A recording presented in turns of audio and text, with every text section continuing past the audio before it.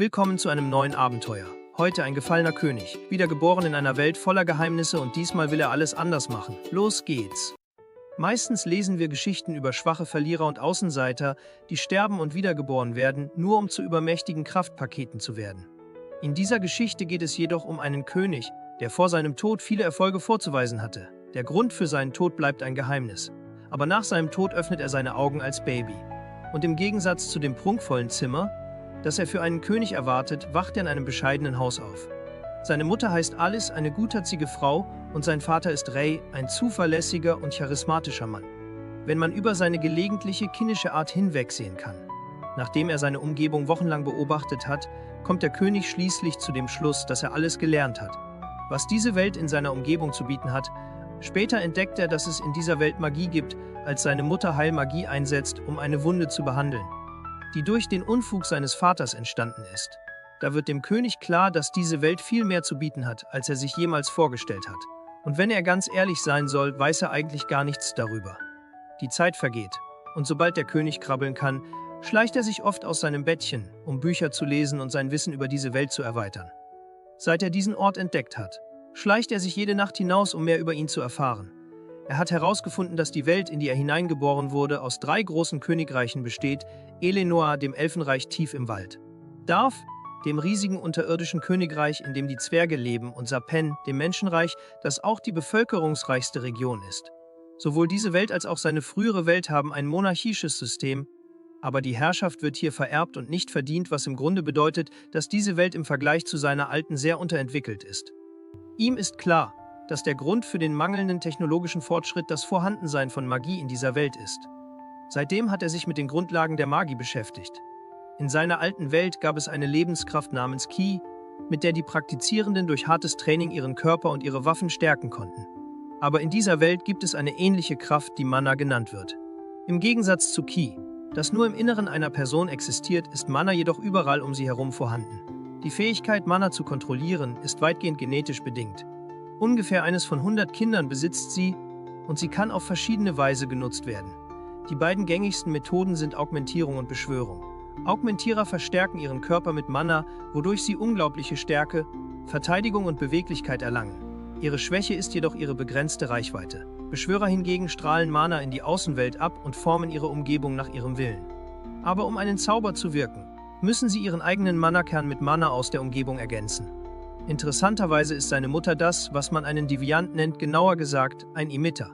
Abweichler sind seltene Magier mit einzigartigen Fähigkeiten und Emitter, wie seine Mutter, sind auf die Wiederherstellung von Mana spezialisiert. Laut dem Buch, das er gelesen hatte, findet das erste Erwachen eines Magiers zwischen dem frühen Jugendalter und dem späten Teenageralter statt, wenn sich der Mana-Kern manifestiert. Das Konzept des Mana-Kerns klang unheimlich ähnlich wie Kai Zentrum aus seinem früheren Leben. In seiner alten Welt wurde den Kindern beigebracht, zu meditieren und die in ihrem Körper verstreuten Chi-Fragmente zu spüren und sie an einem einzigen Ort zu sammeln, um ein Chi-Center zu bilden. Doch als unser kleiner König beschließt, diese Technik selbst auszuprobieren, gelingt es ihm zu seiner Überraschung gleich beim ersten Versuch. Obwohl seine Mutter ihn unterbricht, bevor er etwas Bedeutendes tun kann, vergeht die Zeit wie im Flug und 2 Jahre vergehen. Dennoch hat Alice das Gefühl, dass sie ihren kleinen Jungen noch nicht ganz verstanden hat. Sie lernt ihn langsam kennen, Stück für Stück. Sie hat ihn Arthur genannt und er ist das Kostbarste und Liebenswerteste in ihrem Leben. Als sie eines Tages bemerkt, dass ihr Mann dem Kleinen beibringt, wie man einen Stock schwingt und kämpft, gerät sie in Rage, denn ihr Baby kann kaum krabbeln. Alice liebt es, alles zu dokumentieren, ein tägliches Tagebuch zu führen und Momente wie diese zaubern immer ein Lächeln auf ihr Gesicht. Außerdem hat sie festgestellt, dass Arthur die kleine Einkaufsmeile in Central Ashpur sehr gerne besucht. Statt 1- oder 2-mal pro Woche Lebensmittel einzukaufen, geht sie nun jeden 2. Tag in die Innenstadt. Natürlich sagt sie sich, dass sie ihn damit nicht verwöhnt. Es dient nur der Erziehung, denn Arthur liebt es, neue Dinge zu lernen und zu sehen, und die frischen Lebensmittel, die sie täglich mit nach Hause bringen kann, sind nur ein Bonus. Wenn sie Arthur so schnell aufwachsen sieht, fragt sie sich manchmal, wie er wohl sein wird, wenn er älter ist. Da Ray sein Vater ist sie sicher, dass er sich dafür interessiert, Abenteurer zu werden, aber sie macht sich trotzdem Sorgen. Wenn sie nur etwas gegen seine ständige Angewohnheit unternehmen könnte, sich ins Arbeitszimmer zu schleichen. Es hat sie sogar dazu verleitet, eventuell sein Kinderbett in das Zimmer zu stellen, aber das ist eine Entscheidung für einen anderen Tag. Soweit der Überblick über das, was Alice in den letzten 2 Jahren über ihren Sohn gelernt hat. Als Arthur eines Tages durch das Fenster schaut, sieht er seinen Vater, der sich auf einen Zaubertrick vorbereitet. Ray schließt seine Augen, um sich zu konzentrieren. Die Intensität seiner Konzentration lässt Arthur vor Neugierde strotzen und er ist gespannt, welche Art von Zauberei sein Vater vorführen wird. Plötzlich beginnen sich die Kieselsteine auf dem Boden zu heben. Als sein Vater den Höhepunkt seines Zaubers erreicht, schweben die Trümmer nur wenige Meter in den Himmel. Arthur ist von diesem Anblick sehr enttäuscht. Während Ray recht zufrieden mit seiner Leistung aussieht, ist Arthur ebenso unbeeindruckt. Seinem Vater dabei zuzusehen, wie er 3 Minuten lang höchste Konzentration aufbringt, nur um ein paar Kieselsteine ein paar Meter hochzuheben, ist einfach lächerlich. Er kann sich des Eindrucks nicht erwehren, dass es einfacher gewesen wäre, es körperlich zu tun. In diesem Moment gesellt sich Alice zu ihm ans Fenster. Als sie einen Blick nach draußen wirft, wechselt ihr Gesichtsausdruck zu leichter Verärgerung, als sie bemerkt, dass ihr Mann den Vorgarten wieder verwüstet hat. Bisher hat Arthur erfahren, dass sein Vater ein Augmentor ist, was seine Neugierde auf sich selbst nur noch vergrößert. Er fragt sich, was er sein wird, wenn er seinen Mana-Kern erweckt. Nachdem er seinen Vater beim Training beobachtet hat, beschließt Arthur, sich zurückzuziehen. Als er versucht, von der Bank zu klettern, stolpert er und hat Mühe, herunterzukommen. Seine Augen sind halb geschlossen, weil er sich konzentriert, aber Alice interpretiert das falsch und denkt, dass er müde wird. Sie hebt ihn hoch und beschließt, dass es Zeit für ein Nickerchen ist. Aber der arme Junge klatscht schnell in seine kleinen Hände und bittet seine Mutter ernsthaft, ihn stattdessen lernen zu lassen. Die Unschuld, die er ausstrahlt, ist überwältigend, sodass Alice keine andere Wahl hat, als seiner Bitte nachzukommen. Arthur setzt sich mit einem Buch, das größer ist als er selbst, vor ihn hin. Plötzlich ertönt draußen ein krachendes Geräusch. Alice befürchtet, dass ihr ungeschickter Ehemann einen weiteren Baum umgestoßen haben könnte. Sie eilt hinaus, um nachzusehen, und lässt Arthur die einmalige Gelegenheit, seine Mana-Kern-Bildung zu üben. Abgesehen von der Anhäufung von Wissen über diese Welt war Arthurs größte Errungenschaft bisher sein Fortschritt bei der Bildung seines Mana-Kerns. In den letzten 2 Jahren hat er mühsam Zehntausende von winzigen Mana-Fragmenten in seinem Körper bewegt und sie in der Nähe seines Solarplexus gesammelt. Arthur versteht, warum es normalerweise bis zur Pubertät dauert, bis sich ein Mana-Kern auf natürliche Weise bildet. Die Fragmente bewegen sich quälend langsam auf das Zentrum zu, was sowohl für den Körper als auch für den Geist eine mühsame Aufgabe ist. Aber die unermüdlichen Bemühungen unseres Jungen sind nicht umsonst gewesen. Er ist fast am Ziel, es fehlt nur noch ein letztes Stück. Sobald er das letzte Fragment platziert hat, bricht im Haus eine Explosion aus, die das gesamte Gebäude in einer gewaltigen Explosion auslöscht. Draußen schirmt Ray Alice instinktiv ab und nimmt sie in den Arm, um sie vor der sengenden Hitze und den Trümmern zu schützen. Als sich der Staub schließlich legt, findet das zerstörte Paar sein Haus in Trümmern vor. Alice ist außer sich vor Schock und Trauer, als sie zu den Trümmern eilen, um nach ihrem Sohn zu sehen. Ray schiebt verzweifelt Trümmer beiseite. Doch als er seinen Sohn bemerkt, verwandelt sich seine Sorge schnell in Schock und dann in Erstaunen. Dort inmitten der Zerstörung schwebt ihr Sohn lässig in der Luft, als ob nichts geschehen wäre. Arthur sieht völlig unbeeindruckt aus, sein winziger Körper ist von einem schwachen Glühen des Manas umgeben. Nachdem er seinen Mana-Kern geformt hat, fällt der Kleine schließlich auf die Füße und er kann endlich die Präsenz des Mana-Kern in sich spüren. Er beginnt bereits, das Gefühl zu genießen, ein Mana-Kern in sich zu haben. Und sogar die Bäume um ihn herum scheinen grüner zu werden.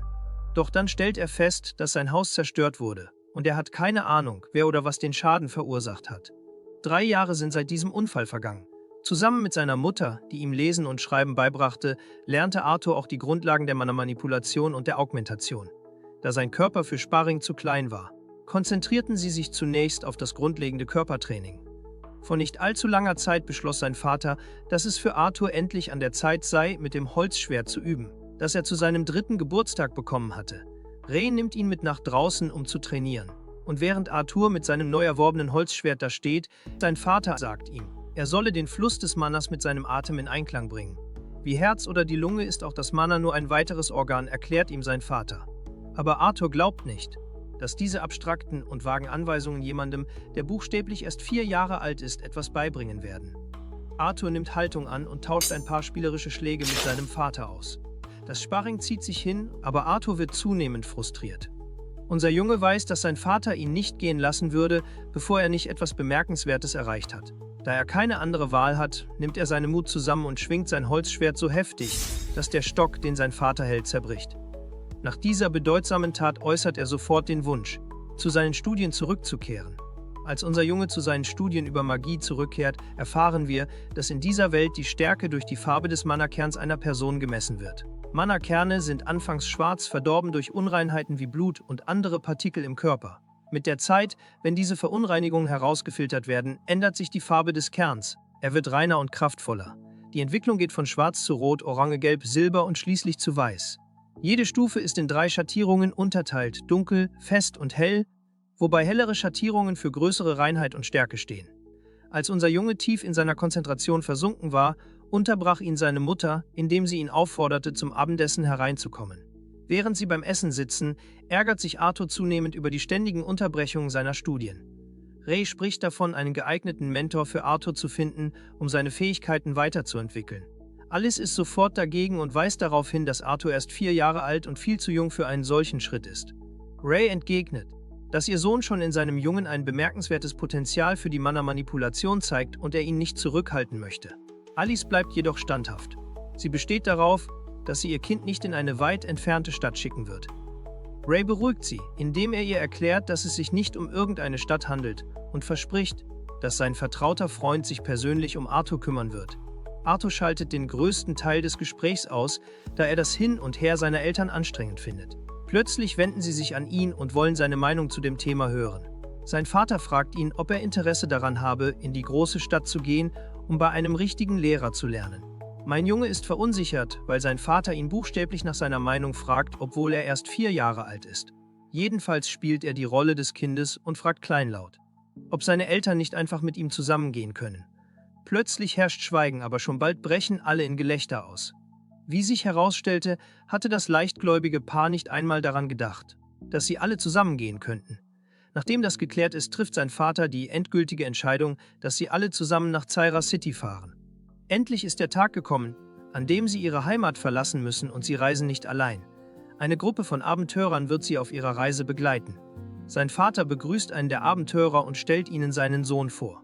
Der Kleine verneigt sich schnell und bedankt sich für die Hilfe, die sie bei ihrer Reise nach Syrus erhalten haben. Der Abenteurer mag die Eigenheiten des Jungen sehr und hat ihn bereits liebgewonnen. Sein Name ist Crench, ein Augmenter, und seine Spezialität ist der Speer. Dann ist da noch Angela Rose, eine Zauberin mit Schwerpunkt Windmagie. Sie hat große Brüste und fällt in der Gruppe auf. Als nächstes kommt Durden Walker, ebenfalls ein Beschwörer, aber seine Spezialität ist die Erdmagie. Dann ist da noch Jasmine Flameworth, eine Augmentierin, die sich auf Doppeldolche spezialisiert hat. Von allen Abenteurern ist sie die passivste. Ohne viel zu sagen, geht sie schweigend auf die Kutsche zu, mit der sie gleich fahren werden. Und schließlich ist da noch Helen Shard, eine weitere Augmentiererin mit einer Spezialisierung auf magisches Bogenschießen. Jetzt, da alle miteinander bekannt sind, beschließt Ray, dass es Zeit ist, weiterzuziehen. Sie beladen die Kutschen mit ihren Sachen und die Reise beginnt. Endlich ist die Zeit für Arthur gekommen, eine Welt jenseits des kleinen Dorfes, das er kannte, zu erkunden.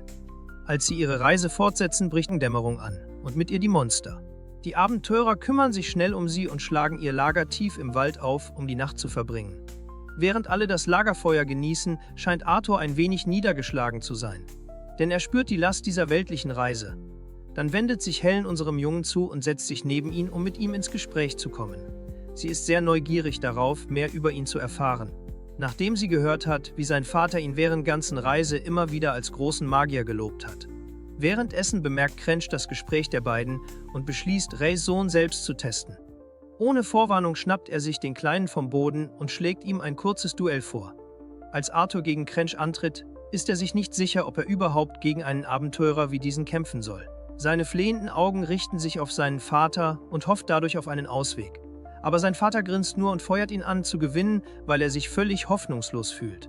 Arthur kann es nicht fassen, dass sein Vater in solchen Momenten buchstäblich nutzlos ist.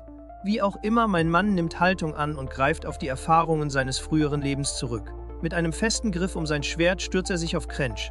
Crench hingegen bleibt ruhig bereit, dem Angriff auszuweichen. Aber er ahnt nicht, dass unser Junge direkt vor seinen Augen verschwindet und direkt hinter seinem Rücken wieder auftaucht. Mein Mann richtet seinen winzigen Körper auf und kanalisiert etwas Magie in sein Schwert. Ohne einen Moment zu verschwenden, schwingt er sein Schwert nach Crench. Aber Crench weicht dem Angriff mit Leichtigkeit aus und kontert mit einem eigenen Hieb. Der kleine Kerl duckt sich gerade noch rechtzeitig und lässt den Stock über seinen Kopf hinwegfliegen. Er nutzt die kurze Lücke, indem er Crench direkt in die Rippen stößt und den Großen zu Boden wirft. Crench gibt aber nicht so leicht auf. Er schwingt schnell sein Bein, aber mein Mann duckt sich noch einmal und weicht nur knapp aus. Obwohl er dem ersten Angriff ausweichen konnte. ist er sich nicht sicher, ob er den nächsten Schlag, den Crench bereits vorbereitet, verkraften kann. Und tatsächlich, sobald Crenchs Stock ihn trifft, fliegt unser Junge durch die Luft. Er landet ein paar Meter entfernt.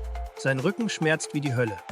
Walker gibt Crench einen kleinen Klaps auf den Nacken, weil er es mit einem Kinn zu weit getrieben hat. Crench hingegen ist völlig verblüfft von den Fähigkeiten, die er gerade bei Arthur gesehen hat. Er kann nicht verstehen, wie sein Vater behaupten kann, er habe ihm nichts beigebracht. Aber wie üblich beharrt der Vater darauf, dass er seinem Sohn nichts beigebracht hat. Die vernarrte Mutter fängt schnell an, Arthur zu heilen, schimpft aber gleichzeitig mit ihm, weil ihr der Gedanke nicht gefällt, dass er die ganze Zeit über das Kämpfen gelernt hat. Arthur versucht, die Sache abzutun und behauptet, er habe nur ein paar Techniken gelernt, indem er seinen Vater beobachtet und Bücher gelesen habe, aber Crench ist nicht überzeugt. Er ist sich sicher, dass diese Bewegungen nicht nur aus Büchern gelernt wurden, und er ist begierig darauf, die Techniken zu lernen, die Arthur gerade vorgeführt hat. Schließlich erklärt Arthur, wie man die akrobatischen Bewegungen ausführt, die er vorgeführt hat. Aber wann immer die anderen es versuchen, scheitern sie kläglich. Es vergingen einige Tage, seit sie ihre Reise nach Cera City begonnen hatten. In dieser Zeit hatte auch Arthur Geburtstag. Und er erhielt Geschenke. Nicht nur, weil er Geburtstag hatte, sondern auch für die Mühe, die er sich gemacht hatte, um ihnen diese Techniken beizubringen. Überraschenderweise war diejenige, die ihm ein Geschenk machte, keine andere als die sonst so passiv Jasmine Flameworth. In der Zwischenzeit ging das Training mit Adam, Helen und seinem Vater mit ansehnlichen Fortschritten weiter. Zu Arthurs Überraschung hatte Jasmine bereits einige Techniken erlernt. Es erstaunt ihn immer noch, wie schnell sie seine Anweisungen begriffen hat, vor allem wenn es um das Erlernen feiner Schritte ging. Nachdem sie sich in der Nähe eines malerischen Wasserfalls vergnügt hatten, beschloss die Gruppe, ihre Reise fortzusetzen. Schließlich erreichten sie eine trostlose und karge Landschaft, die im krassen Gegensatz zu dem üppigen Grün stand, das sie hinter sich gelassen hatten. Die Gruppe scherzte darüber, dass Arthurs Vater ein Störenfried sei, der es immer schaffe, alle in irgendeinen Schlamassel zu ziehen. In der Zwischenzeit versucht Arthur, sich auf das Lesen eines Buches zu konzentrieren, aber es fällt ihm schwer, das zu tun. Der Grund für seine Verzweiflung ist Jasmine, die seit einiger Zeit nicht aufhören kann, ihn anzustarren. Doch plötzlich wird ihre Reise von Banditen unterbrochen. Während sich alle auf den Kampf mit ihnen vorbereiten, feuern die Plünderer draußen ein Sperrfeuer aus Pfeilen ab. Zum Glück hält Angelas Windmagie die meisten von ihnen auf und zerstreut die Geschosse harmlos. Die Abenteurer verströmen schnell eine intensive Aura, während sie ihre jeweiligen Waffen ergreifen und sich auf den Kampf vorbereiten. Helen nimmt sofort Haltung an, zieht einen Pfeil und macht ihn bereit. Aber angesichts der schieren Anzahl von Banditen, die über die Hügel ziehen, ist klar, dass ihr einziger Pfeil nicht ausreichen wird, um die Gefahr zu bannen. Sie sind von einer Unmenge von Banditen umgeben, die die Gruppe aus allen Richtungen in die Enge treiben. Schließlich erhaschen wir einen Blick auf diesen ekelhaften Kerl, der der Anführer der Banditenbande zu sein scheint. Der Schurke verschwendet keine Zeit damit, seinen Schlägern den Befehl zu erteilen, die Frauen und das Kind am Leben zu lassen. Er will nicht, dass den beiden ein Schaden zugefügt wird. Schließlich würde beschädigte Ware nicht viel einbringen. Dies ist der entscheidende Moment, in dem Arthur erkennt, dass sich diese Welt gar nicht so sehr von der unterscheidet, die er hinter sich gelassen hat. Das Verbrechen existiert auch hier und es ist genauso grausam. Wie auch immer, mein Mann ist bereit, sich der Herausforderung zu stellen. Er packt seinen Dolch ganz fest und bereitet sich auf das vor, was kommen wird. Doch bevor er handeln kann, zieht ihn seine Mutter instinktiv in eine warme Umarmung und flüstert ihm zu, dass er sich keine Sorgen machen muss, weil sie hier ist. Die Banditen beginnen jedoch, sie zu überwältigen und greifen aus allen Richtungen an. Der Anführer der Banditenbande macht sich schließlich auf den Weg und kommt den Hügel hinunter, um die Gruppe anzugreifen. In der Zwischenzeit geht Ray Ganze und schaltet diese Schurken links und rechts aus. Ein hinterhältiger Banditen versucht, Ray von hinten anzugreifen, aber Helen entdeckt ihn gerade noch rechtzeitig und durchbohrt ihn mit einem perfekt gezielten Pfeil. Der Kampf geht weiter und wir sehen auch einen Blick auf Crench in Aktion. Auch er hält sich nicht zurück. Als ein Bandito sich an ihn versucht, weicht Crench dem Angriff sofort aus und kontert mit verheerenden Stichen. Wir sehen auch, wie wild Jasmine mit ihren beiden Dolchen umgeht. Ohne zu zögern schlitzt sie den Schurken die Hälse auf oder sticht ihnen die Augen aus. Ein unheimlicher Schurke im Hintergrund schwingt eine Peitsche und zielt damit direkt auf Jasmine. Doch statt sie zu treffen, durchtrennt die Peitsche die Beine eines seiner eigenen Männer.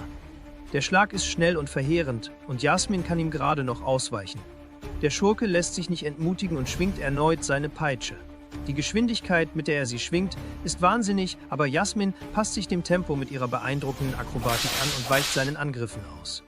Sie weicht zwar einigen der schweren Schläge aus, hat aber dennoch ein paar böse Schürfwunden, die zeigen, dass auch sie nicht unbesiegbar ist.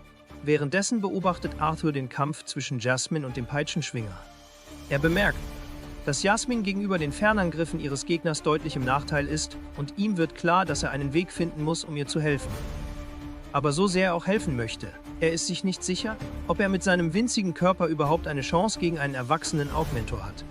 Plötzlich stürzt jemand in ihre Kutsche und leider ist es Ray, der schwer verletzt ist und von seinem Gegner eindeutig überwältigt wurde.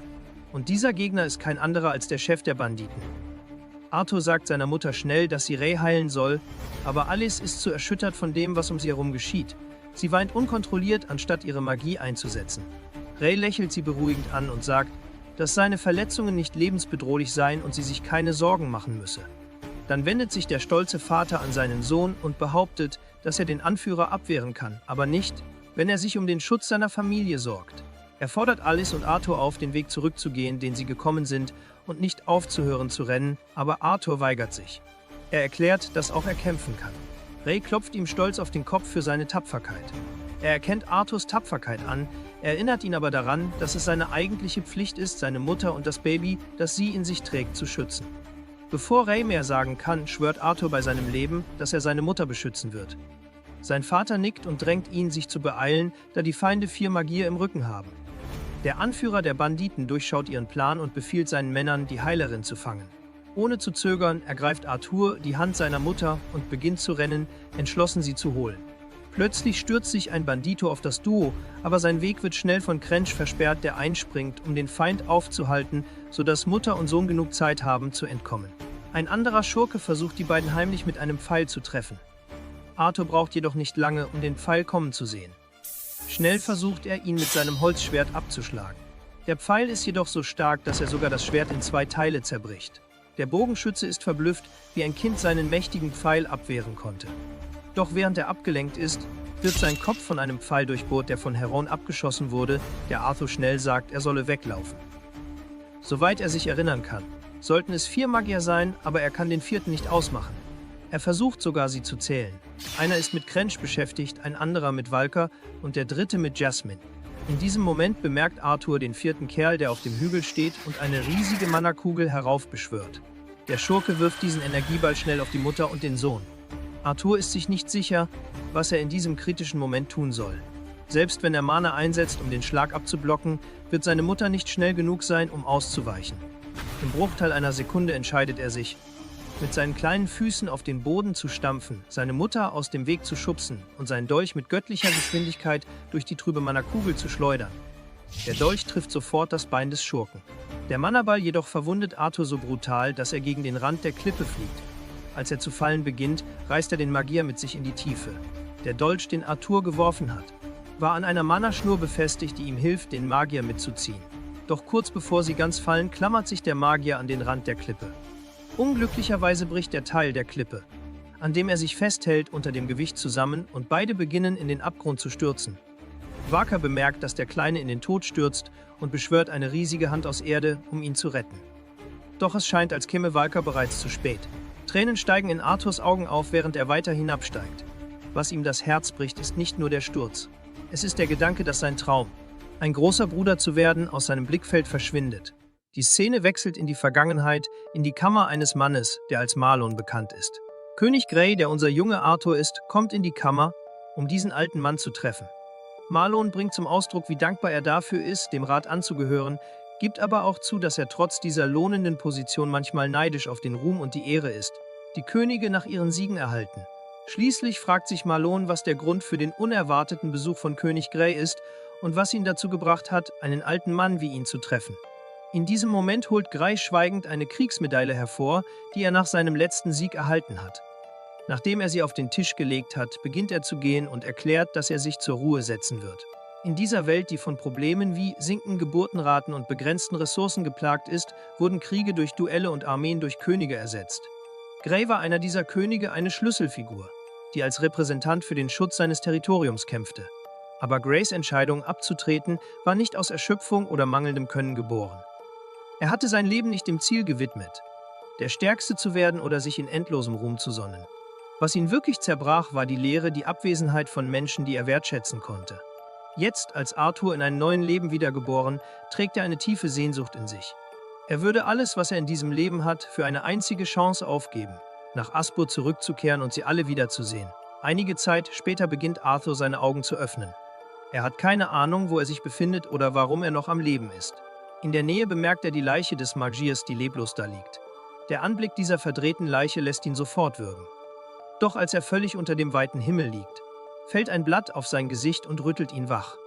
Er sieht einen Wasserbeutel und einen Beutel mit Essen in der Nähe auf dem Boden liegen. Mit dem letzten Rest an Kraft, den er hat, krabbelt Arthur darauf zu. Er schnappt sich das Essen und verschlingt es, wobei er darauf achtet, dass er auch genug Wasser zu sich nimmt. Nach dem Essen sackt er völlig erschöpft auf dem Boden zurück.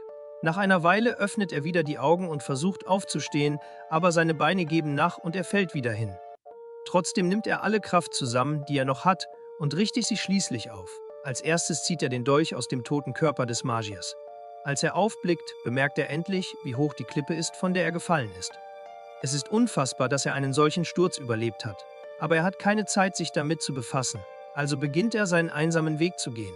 Plötzlich hört er eine Stimme, die nach ihm ruft. Der erste Gedanke, der ihm in den Sinn kommt, ist, dass der tote Magier ihm vielleicht etwas sagen will. Die Stimme ertönt erneut, diesmal fragt sie nach dem Zustand seines Körpers. Der arme Junge nimmt seinen Mut zusammen und versucht nervös, den toten Körper des Magiers anzustupsen, um zu prüfen, ob er noch lebt. Aber die Stimme versichert ihm schnell, dass dieser Leichnam nicht wiederbelebt wird und er sich keine Sorgen machen muss. Arthur seufzt erleichtert über diese unerwartete Beruhigung. Doch sofort ist er wieder auf der Hut und fragt die geheimnisvolle Stimme, ob sie diejenige war, die ihn vor dem brutalen Sturz gerettet hat. Die Stimme zögert nicht und bestätigt, dass sie ihn tatsächlich gerettet hat. Doch als Arthur nach seiner Identität fragt, behauptet die Stimme kryptisch, er werde es schon noch erfahren. Arthur gefällt die Art und Weise, wie diese mysteriöse Stimme spricht nicht und macht deutlich, dass er ihr kein einziges Wort abkauft. Die Stimme erinnert ihn jedoch in aller Ruhe daran, dass sie die einzige ist, die ihn von diesem Ort nach Hause bringen kann. Bei der Erwähnung des Begriffs Zuhause werden Arthurs Erinnerungen wach und er erinnert sich an die Eltern, die er hat und natürlich auch an das Geschwisterchen, das im Bauch seiner Mutter heranwächst. Er hat keine Ahnung, ob sie es sicher nach Zaira geschafft haben oder ob es ihnen überhaupt gut geht. Da er so viele Fragen hat, die er beantwortet haben möchte, wird er schnell demütig und spricht das mysteriöse Wesen höflich als Mr. Voice an und fragt, ob er es um eine Wegbeschreibung bitten könne, um von diesem Ort wegzukommen. Die Stimme kichert, amüsiert darüber, wie schnell der einst arrogante Junge demütig geworden ist. Sie gibt zu, dass sie Arthur für seine Schlagfertigkeit mag, aber sie kann nicht umhin, ihre Verärgerung darüber zum Ausdruck zu bringen, dass sie Mister genannt wird, obwohl sie in Wirklichkeit eine Dame ist. Da Arthurs Worte jedoch höflich genug waren, beschließt die Stimme, ihn zu führen. Bald darauf wird Arthurs Geist von diesem plötzlichen Schock überwältigt und er beginnt, alles um sich herum zu sehen, sogar Orte, die weit in der Ferne liegen. Mit dieser Erkenntnis macht sich Arthur auf den Weg aus dem Wald. Sein Körper erholt sich allmählich und am Nachmittag hat er nur noch ein paar schwache Schmerzen. Aber er versucht immer noch herauszufinden, welche Magie sie benutzt hat, um ihn zu retten. Woher wusste sie, dass er fallen würde? Und warum hat sie nur ihn gerettet? Je mehr Arthur versucht, plausible Erklärungen zu finden, desto mehr Fragen scheint er sich zu stellen. Plötzlich nehmen Arthurs Ohren das süße Geräusch von fließendem Wasser wahr. Er klettert auf einen riesigen Felsen, der ihm den Weg versperrt, und springt ohne zu überlegen in das Wasser. Während er den erfrischenden Moment genießt, ruft ihm die geheimnisvolle Dame zu, wie sorglos er zu sein scheint. Sie stellt auch die Größe seiner Männlichkeit in Frage und zeigt sich enttäuscht über eine so kleine Waffe. Arthur fühlt sich gedemütigt und zieht sich schnell wieder an. Bevor er seine Reise fortsetzt, füllt er seinen Wasserbeutel auf und isst genug, um bei Kräften bleiben. Da er vom Berg in Richtung Osten gestürzt ist, muss er sich in der Nähe des Elfengebiets befinden, aber sieht nichts von dem Nebel, für den der Elsherwald bekannt ist. Seine Befürchtungen, durch die Tierlichtungen zu reisen, werden durch die Tatsache zerstreut, dass nur kleine Tiere anwesend zu sein scheinen. Obwohl er überrascht ist, dass er keine Monster gesehen hat, wenn man bedenkt, wie reich die Gegend an Mana ist, aber er weiß, dass er nicht verweilen kann. Er hat keine Zeit zu verlieren. Vor allem ist es wichtiger, zu seinen Eltern zurückzukehren. Da seine Mutter schwanger ist, könnte der Stress durch seinen möglichen Tod das Baby in ihr gefährden. Und wenn sie noch am Leben sind, muss er für sie da sein. Nachdem er lange genug gelaufen ist, erreicht Arthur schließlich den Ort, an dem die geheimnisvolle Dame wohnt. Einen Moment lang hält er sie für einen Steinhaufen und ist erleichtert, sie endlich gefunden zu haben. Aber die Dame erinnert ihn schnell daran, dass sie kein empfindungsfähiger Steinhaufen ist und sagt ihm, dass er in die Felsspalte gehen muss, wenn er sie treffen will. Er schluckt seine Angst hinunter und steigt weiter in den Gang hinab. Als er weitergeht, stolpert er plötzlich und fällt in einen Abgrund, der mit arcana-blauer Energie glüht und landet schließlich hart auf festem Boden. Der Aufprall ist brutal und sein Kiefer schmerzt höllisch. Dennoch zwingt sich Arthur aufzustehen, aber kaum steht er, bricht er wieder zusammen. Vor ihm steht ein furchteinflößendes Monster, das so imposant ist, dass er vor Angst stolpert. Doch wie sich herausstellt, ist dieses Monster niemand anderes als die geheimnisvolle Frau, die die ganze Zeit mit ihm gesprochen hatte. Als sie langsam auf ihn zugeht, gerät Arthur in Panik und sein Kiefer steht vor lauter Angst weit offen. Das Mädchen schlägt ihm vor, den Mund zu halten, wenn er nicht will, dass Käfer hineinfliegen. Dann streckt sie ihm ihre riesige Hand entgegen, was ihn ein wenig erschreckt. Beruhigend erklärt sie ihm, dass sie einige Zeit brauchen wird, um einen Dimensionsspalt zu öffnen, der stark genug ist, um ihn nach Hause zu bringen. Bis dahin schlägt sie ihm vor, die Nahrung zu genießen, die die geheimnisvollen Pflanzen um sie herum liefern. Arthur verneigt sich und bedankt sich, bevor er zu den seltsam leuchtenden Früchten in der Nähe geht. Sie sind so glänzend, dass er buchstäblich sein trauriges Spiegelbild in ihrer Oberfläche sehen kann. Er ist traurig, denn die Früchte erinnern ihn an die Zeiten, in denen er mit seiner Familie gegessen hat. Während er in diese Gedanken abdriftet, erschreckt ihn die Monsterdame plötzlich von hinten. Durch den plötzlichen Schreck zerdrückt Arthur unabsichtlich die zarte Frucht in seiner Hand, sodass ihr Saft über sein ganzes Gesicht spritzt. Später lassen sich die beiden nieder, um die Früchte zu verschlingen. Arthur beschließt schließlich, dass es an der Zeit ist, dass sich diese Kreatur vorstellt. Das Monster verrät ihm prompt seinen Namen Sylvia. Nachdem die Namen ausgetauscht wurden, schwindet Arthurs anfängliche Angst vor Sylvias Erscheinung langsam und er beginnt, all die Fragen zu stellen, die ihm seit dem Aufwachen nach dem Sturz durch den Kopf gegangen sind. Wo war dieser Ort? Warum war sie hier ganz allein? Woher kommt sie? Wie hat sie diese Wunde bekommen? Und vor allem, warum hat sie ihn gerettet? Sylvia beginnt mit der Beantwortung seiner ersten Frage, indem sie erklärt, dass dieser Ort eine schmale Zone ist, die zwischen den Lichtungen der Bestie und dem Wald von El Shere liegt. Niemand weiß von diesem Gebiet, weil sie jeden, der sich ihr nähert, abschreckt. Außerdem kommen gar nicht so viele Menschen hierher. Arthur ist also praktisch der erste Mensch, der ihr Reich betritt. Da er sich jetzt wohler mit ihr fühlt, erlaubt er ihr, ihn Art zu nennen, wie es seine Familie tut. Sylvia quittiert dies mit einem Nicken und geht zu seiner zweiten Frage über. Sie erklärt, dass sie allein hier ist, weil sie niemanden mehr hat, mit dem sie zusammen sein kann. Sie hat viele Feinde, die verzweifelt etwas wollen, das sie besitzt. Ihr letzter Kampf mit diesen Feinden, bevor es ihr gelang zu fliehen, hinterließ die Wunde auf ihrer Brust. Sie gibt zu, dass sie von seinem Mut und dem Opfer, das er gebracht hat, gerührt war. Vielleicht war es aber auch einfach so, dass sie sich einsam fühlte und jemanden zum Reden brauchte. Wie auch immer, sie weiß selbst nicht genau, warum sie ihn gerettet hat. Dann entschuldigt sie sich und erklärt, dass sie sich für die Nacht entschuldigen muss, weil ihre Wunde eitert und sie in guter Verfassung sein muss, um morgen an dem Dimensionsspalt zu arbeiten. Arthur dankt ihr höflich und wünscht ihr eine gute Nacht. Als die imposante Gestalt in der dunklen Rüstung weggeht, muss er daran denken, wie einsam sie wirkt. Bevor er geht, teilt Sylvia ihm noch eine letzte Information mit. Sie kann zwar nicht genau sehen, wo sich seine Familie und Freunde befinden, aber sie versichert ihm, dass sie alle in Sicherheit sind. Diese Nachricht macht Arthur für einen Moment sprachlos, doch dann überwältigt ihn die Gewissheit, dass sie in Sicherheit sind. Tränen des Glücks fließen, als er lächelt und ihr dafür dankt, dass sie ihm die gute Nachricht überbracht hat, nach der er sich so sehr gesehnt hatte. Mit der Zeit sprachen Sylvia und Arthur stundenlang über alle möglichen Dinge, wenn sie nicht gerade das Portal vorbereitete. Aus den Stunden wurden Tage und aus den Tagen Wochen, denn sie verbrachten fast jeden Moment in der Gesellschaft des anderen. Während Sylvia nie viel über ihr eigenes Leben erzählte, begann Arthur langsam zu verstehen, was für ein Mensch dieses geheimnisvolle Wesen wirklich war. Nach dem Zusammenleben mit dieser mysteriösen Dame in Rüstung war Arthur zu der Erkenntnis gelangt, dass Sylvia die lebende Verkörperung des Satzes war, dass man ein Buch nicht nach seinem Einband beurteilen sollte. Im Gegensatz zu ihrem traumatisierenden Aussehen war sie freundlich, sanft, geduldig und warmherzig. Die Art und Weise, wie sie sich um ihn kümmerte, erinnerte ihn an seine Mutter, sanft und freundlich, aber auch ein wenig streng, wenn es nötig war, vor allem, wenn er im Unrecht war. Apropos streng, Arthur erinnert sich an etwas Unangenehmes. Es gab eine Zeit, in der er seine Feindseligkeit gegenüber den Banditen, die ihn und seine Familie angegriffen hatten, zum Ausdruck gebracht hatte.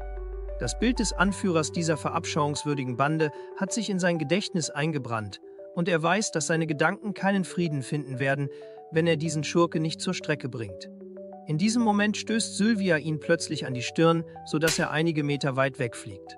Sie gibt zwar zu, dass er nicht im Unrecht ist und dass diese Banditen den Tod verdient haben, weshalb sie auch den Magier, der neben ihm gefallen war, nicht gerettet hat.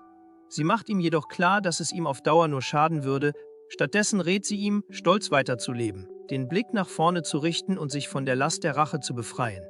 Es wird ihm wieder Unglück widerfahren, aber er sollte nicht zulassen, dass Trauer und Wut seinen Geist zersetzen. Stattdessen sollte er von ihnen lernen, der Zukunft mit einem Lächeln begegnen, und nur dann wird er wirklich siegreich sein. Arthur hat keine Moralpredigt von jemandem erwartet, der der Inbegriff des Bösen zu sein scheint. Und doch haben ihn ihre Worte tief getroffen. In Gedanken versunken bemerkt er kaum, als sie ihn aus seinen Überlegungen reißt und ihn daran erinnert, die Früchte aufzuessen, die sie ihm gegeben hat. Während er isst, bemerkt er, dass ihre Wunde schlimmer aussieht. Sie beruhigt ihn schnell, dass es keinen Grund zur Sorge gibt. Es ist normal, dass ihre Wunde von Zeit zu Zeit eitert. Aber sie hat noch etwas anderes auf dem Herzen. Soweit sie weiß, erwecken Menschen ihren Mana-Kern normalerweise im Alter von 12 oder 13 Jahren. Wie konnte er also bereits seinen Kern ausbilden und lernen, Mana effizienter zu nutzen als viele voll ausgebildete Magier? Auf ihre Frage hin erklärt Arthur stolz, er sei einfach ein geborenes Genie. Wenn das der Fall ist, sagt sie, kann sie ihm etwas beibringen. Es ist eine Technik, mit der er meditieren und Mana absorbieren kann, während er sich bewegt und vielleicht sogar während des Kampfes, wenn er geschickt genug ist. Als sie ihm die Technik demonstriert, ist Arthur erstaunt und seine Neugierde steigt ins Unermessliche. Sylvia erklärt dann, dass Menschen oft sehr linear denken, wenn es um Mana geht. Um diese Technik zu beherrschen, muss er mit einfachen, gedankenlosen Bewegungen beginnen und dann allmählich steigern. Aber diese abstrakten Worte sind für Arthur keine große Hilfe, also versucht Sylvia zu erklären, dass Mana bestehen dies auf natürliche Weise lernen. Da Menschen jedoch in der Regel viel später erwachen, ist ihr Körper zu dieser Art von Multitasking nicht in der Lage. Da dies auf Arthur nicht zutrifft, sollte er es schaffen können, wenn er hart genug übt. Diese wenigen Worte der Ermutigung reichen aus, um Arthur anzuspornen. Und er verspricht, sein Bestes zu geben, wenn das der Fall ist. Während Sylvia damit beschäftigt ist, einen Spalt zu bilden, übt Arthur fleißig. Doch eine falsche Bewegung bringt ihn zum Stolpern. Das volle Beherrschen dieser Fähigkeit bedeutet letztlich, im Kampf nicht nur geschickt zu sein, sondern gleichzeitig einen stetigen inneren Fluss von Mana aufrechtzuerhalten. Doch sein Selbstvertrauen wankt nicht, er übt weiter. Immer wieder schwingt er seine Waffe, trainiert und versucht dabei, das Mana um sich herum aufzusaugen. Schließlich bekommt er ein Gefühl dafür und meistert die Kunst der Mana-Absorption. Glücklich teilt er seinen kleinen Erfolg mit Sylvia, aber sie wirkt bereits vollkommen erschöpft. In ihrem Zustand kann sie kaum noch reagieren. Als Arthur sie so leblos da liegen sieht, gerät er in Panik. Ihre Verletzung scheint sich verschlimmert zu haben, Blut strömt aus ihrem gewaltigen Körper und tränkt den Boden. Mit aller Kraft, die sein kleiner Körper aufbringen kann, packt er ihre riesige Hand und schafft es tatsächlich, sie umzudrehen, nur um zu sehen, dass die Wunde schlimmer geworden ist. Doch als er aufblickt, sieht er, dass der Riss, an dem sie gearbeitet hat, endlich fertig ist, bereit für die Reise. Jetzt wird ihm klar, die ganze Zeit über, in der sie das Portal erschaffen hat, wurden ihre Verletzungen immer schlimmer. Diese Erkenntnis trifft ihn wie ein Schlag. Der Gedanke, dass sie all das nur für ihn getan hat und er es nicht einmal bemerkt hat, zerreißt ihm das Herz. In diesem Moment spricht Sylvia mit schwacher Stimme, aber beruhigend, alles sei gut. Arthur bleibt nur, sich an sie zu klammern, Tränen strömen über sein Gesicht, während er hemmungslos weint. Er versteht nicht, wie irgendetwas daran gut sein kann, wenn sie ihn so einfach verlässt. Die Vorstellung, dass sie ihr Leben für ihn opfert, schmerzt ihn zutiefst. Und in diesem Moment weint Arthur länger, als er es ihr zugeben würde. Zum ersten Mal weint er wie das Kind, als dass er äußerlich erscheint. Sanft erinnert Sylvia ihn daran, dass ihre gemeinsame Zeit nur noch kurz ist und sie möchte nicht, dass er sie mit Schuldgefühlen verschwendet. Doch Arthur weiß nicht, wie er sich nicht schuldig fühlen soll. Sie opfert sich, damit er zu seiner Familie zurückkehren kann. Aber Sylvia, sie ist dankbar.